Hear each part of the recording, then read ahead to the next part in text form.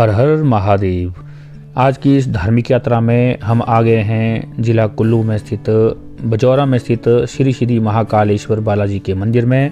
इसके इतिहास पर हम बात करें उससे पहले हम जान लेते हैं भगवान शिव का यह शिवलिंग स्वरूप में पूजन क्यों किया जाता है।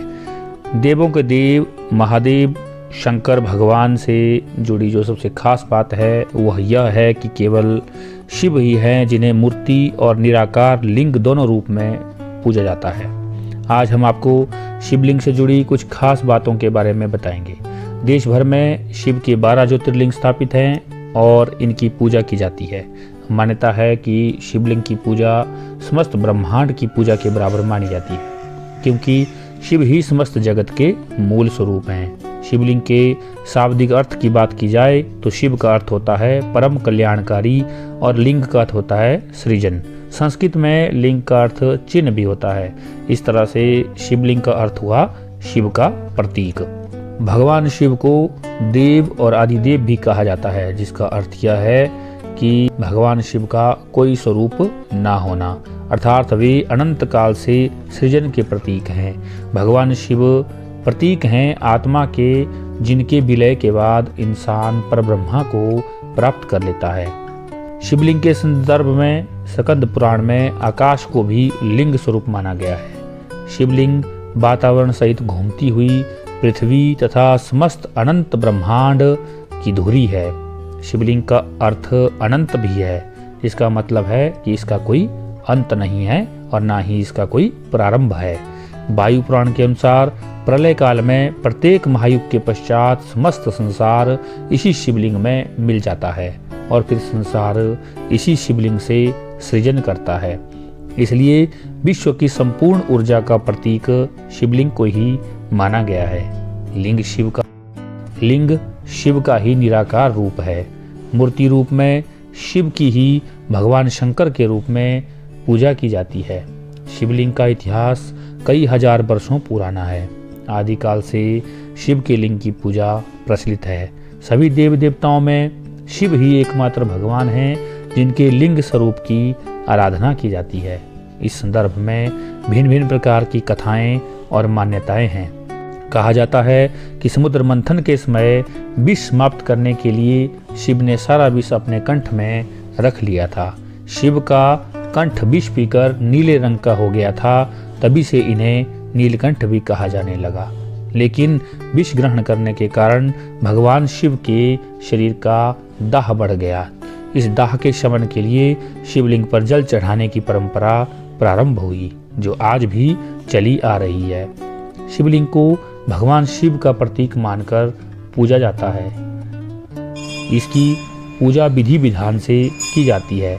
लिंग महापुराण के अनुसार एक बार भगवान ब्रह्मा और विष्णु के बीच श्रेष्ठता का विवाद हो गया।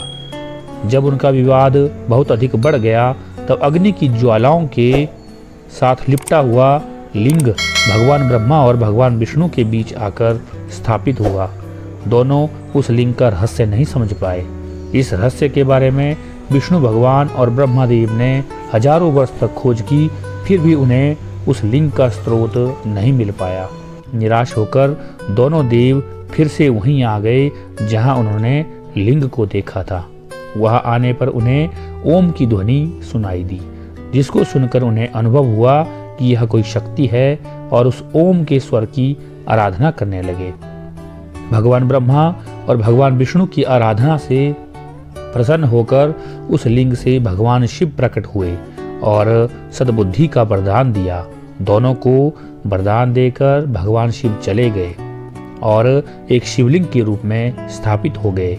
यही भगवान शिव का पहला शिवलिंग माना गया। सबसे पहले भगवान ब्रह्मा और विष्णु ने शिव के उस लिंग की पूजा अर्चना की थी। तब से भगवान शिव की लिंग के रूप में पूजा करने की परंपरा की यह शुरुआत मानी जाती। यह तो थी शिवलिंग के बारे में जानकारी। अब जान लेते हैं श्री महाकालेश्वर बालाजी मंदिर के इतिहास के बारे में, जिनकी प्रतिष्ठा श्री श्री 1008 श्री महामंडलेश्वर श्री मोहनदास त्यागी जी महाराज द्वारा की गई है। और इस शिवलिंग को पांडवों द्वारा मंदिर में स्थापित किया गया था और किसी कारण से भौगोलिक आपदाओं के कारण मंदिर के ढह जाने के बाद महाराज जी ने इसकी पुनर्प्रतिष्ठा स्थापना यहाँ पर बिजौरा नामक स्थान पर 1982 में की है। तब से लेकर लगभग 43 वर्षों से भगवान श्री महाकालेश्वर बालाजी यहाँ पर स्थापित हैं। अभी हम मंदिर की इतिहास की आगे की जानकारी वर्तमान में श्री महंत जी से, जो बाबा जी यहाँ हैं, उनसे लेते हैं। ओम नमः शिवाय। बाबा जी, आप मंदिर के इतिहास के बारे में कुछ जानकारी दें कि कहाँ से यहाँ शिवलिंग की स्थापना की गई है और ये कब से यहाँ पे मंदिर बना हुआ है और कौन से किसके कर कमलों से यहाँ पे इसकी स्थापना इत्यादि हुई है और महादेव का यह कौन सा स्वरूप है? हर हर महादेव। ये शिवलिंग जो है नदी के किनारे, खड्ड के किनारे था। प्राचीन शिवलिंग है, पांडवों के टाइम का। ऐसा बताते हैं कई पुराने लोग के भी पहले वहाँ कहीं मंदिर था। तो 1905 में जैसे कोई जलजला आया था, उसको बंद करते थे। 1905 में जलजला आया था, उसमें फ्लड में वो मंदिर बह गया और शंकर जी वहाँ मतलब रह गए। उसके बाद बरसात जैसे होती गई तो मिट्टी धुलती गई और ये ओपन हो गए तो वहाँ पर बच्चे जो है डंगरे पशु चारते थे तो गंदगी भी करते थे। तो यहाँ गुरुजी श्री श्री 1000 श्री महामंडलेश्वर मोहनदास त्यागी जी महाराज मेरे गुरुजी हैं, वो यहाँ आए हुए थे। क्या बोलते हैं 1975 में जी।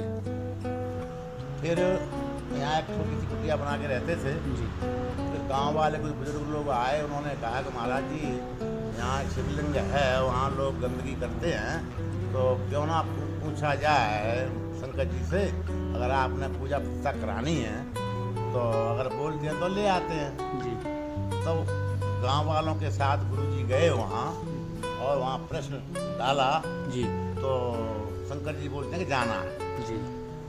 और इसके लिए फिर जो है इसमें थोड़ी सी कहानी और है जी। एक कोई बर्फानी बाबा होते थे, यहाँ नीचे माता के मंदिर में रहते थे, उन्होंने इसकी खुदाई करवाई जी जी।